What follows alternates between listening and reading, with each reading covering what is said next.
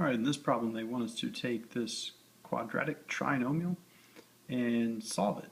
And the easiest way to do that is by factoring.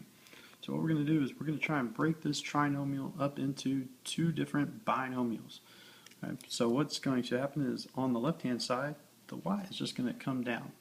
Now, what I'm going to try and do is take this trinomial, break it into two binomials by saying, alright, 2x squared. What two things will multiply to make 2x squared?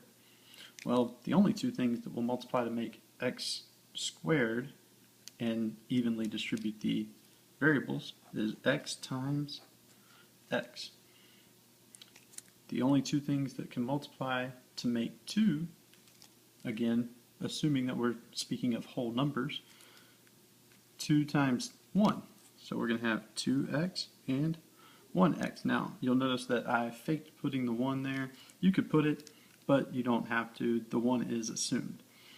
So now we're going to do the same thing with this back term, which is also a 2. Again, the only two things that will multiply to make 2 are 2 and 1. Now, what we're going to try and do is figure out where to put these things. Well, this is a negative 2, so one of these two numbers, 2 and 1, one's going to be negative and one's going to be positive, because a negative times a positive does give me a negative. So now I need to know which of those two is going to be the positive and one's going to be which is going to be the negative. Simply look at your middle term, and that is a negative 3. So that means my bigger number should be my negative, which means my smaller one will be my positive. Now, if this worked out right, 2 times 1 is 2x. 2x times 1 is 2x. Negative 2 times x is negative 2x. Well, if I take 2x and negative 2x and put those together, I should get negative 3x. In this case, I don't. 2x minus 2x is going to give me what? That's right, 0. Okay, so this setup right here is no good. So, and this will happen from time to time as you are factoring, and it's all right. We all practice, we all mess up, we always have to go back and fix things. Okay, so again, this is going to be 2 and 1. Last time we put 2 on this side, so this time we'll put it on the back side. We'll take the 1 and put it over here with the 2x. Still, one's got to be positive, one's got to be negative. This tells me the bigger one has got to be the negative. So we have x minus 2 over here. That means this 1 is going to be positive, so we have 2x plus 1. Alright, now, in order to solve, what they want us to do is take the y and plug in 0 in its place. Okay, so what we're looking for here, generally speaking, is where this parabola crosses my x-axis. So my y-coordinate should be 0.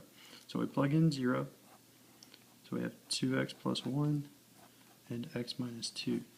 Okay, so this is 2x plus 1 times x minus 2 should equal 0. Well, that means that either one of these two pieces could be 0, because if I multiply by 0, the answer is 0. So what we're going to do is take our first piece and set it equal to 0, and we're going to take our second piece and set it equal to 0. And then we're going to solve for x. So on my left hand side, 2x plus 1 equals 0. I have to get rid of the plus 1. I do that by subtracting. The 1's cancel.